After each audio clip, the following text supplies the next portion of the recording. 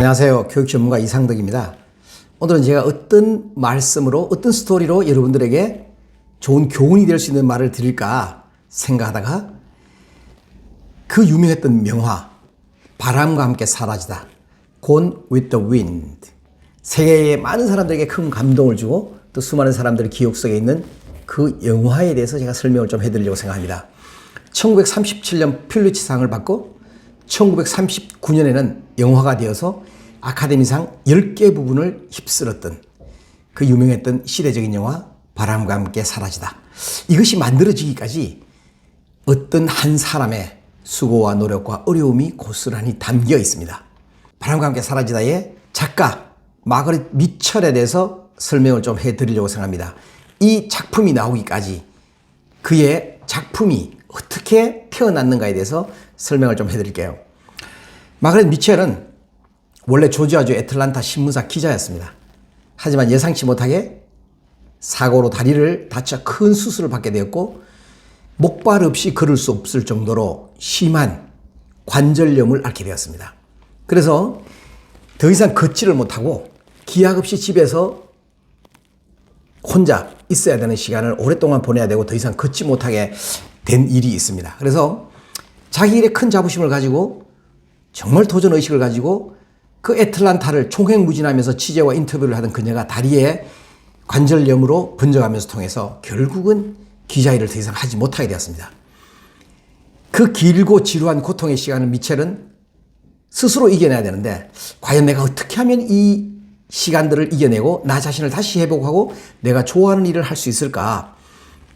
심각한 고민에 빠지고 연구하고 또 거기에서 헤쳐나오기 위해서 노력을 많이 하였습니다.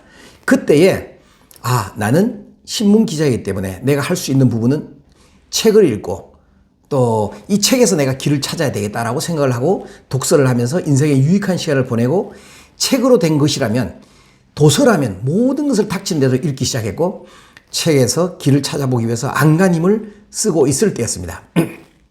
마침내 많은 책을 읽고 또 많은 도서를 접하다가 보니까 그럼 나도 간단하게나마 글을 한번 써봐야 되겠다라는 생각을 하면서 글을 쓰기 시작했습니다. 근데 글을 쓰다가 보니까 독서하면서 나타난 것도 있지만 자기의 재능이 작가로서의 재능도 서서히 발견이 되었고 오랜 시간이 거쳐서 한 작품을 완성하게 되었는데 이것이 바람과 함께 사라지다 이 책이었습니다. 그런데 책을 다 써놓고 난 뒤에 책을 출판사에 가져갔는데 출판사에서 받아주는 분도 없고 또 책이 설령 나온다 하더라도 팔 수 있는 판로가 없었어요. 그래서 우연히 신문을 보다 보니까 뉴욕에서 제일 큰 맥밀런 출판사의 사장 레이슨이 애틀란타에 온다는 소식을 알게 된 거예요. 그래서 미첼은 무작정 기차역으로 찾아가서 그를 만나고 그를 붙잡았습니다.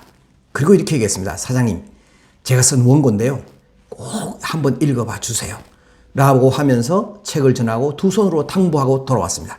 쓴 원고를 받았지만 관심이 없는 것 같이 보였어요. 그래서 이 모습을 본 미첼이 집으로 돌아와서 꾸준히 레이슨 출판사 사장에게 연락을 줬습니다.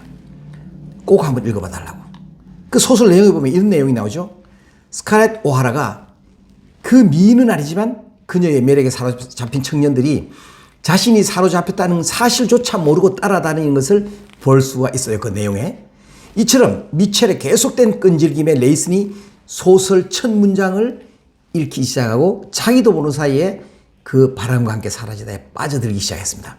그렇게 바람과 함께 사라지다가 출판되어서 큰 성공을 거두게 되었으며 책에는 그녀의 의지가 이래 보여요. 그 의지가 어떤 게 있냐면 그 내용에 보면 모진 운명은 그들의 목을 부러뜨릴지 모르지만 마음을 꺾어놓지는 못했다.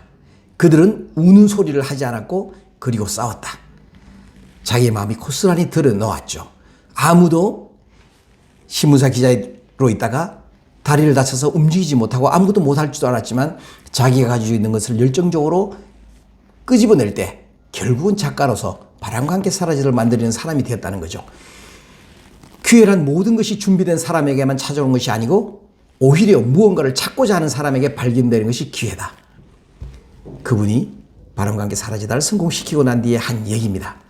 하지만 찾아온 기회를 놓치지 않고 자신의 것으로 만들기 위해서 거기에서 스스로 최선을 다하는 노력이 또 필요하겠죠. 스스로 찾고 노력하고 개척하는 자에게 붙잡히는 것이 바로 기회라고 이 사람이 얘기를 했습니다. 자, 우리는 지금 어떤 상태에 있는가요? 기회를 찾고 있는가요? 또 있는 기회를 알아보지도 못하는가요? 사람들은 이렇게 지나가는 경우가 굉장히 많습니다. 그러다가 시간을 보내고 정말 자기의 잠재된 어떤 역량마저 이렇게 개발하지 못하고 지나가는 경우가 굉장히 많아요. 프랑스 문호 알센 우세는 이렇게 얘기했습니다. 열정이 없는 사람은 꼼짝하지 않고 바람을 기다리는 배와 같다. 쓸데없는 낭비하는 시간이 너무 많죠. 우리에게 잠재되어 있는 열정을 다하여 자신의 꿈과 목표를 꼭 이루시기를 바랍니다. 이상덕이었습니다. 감사합니다.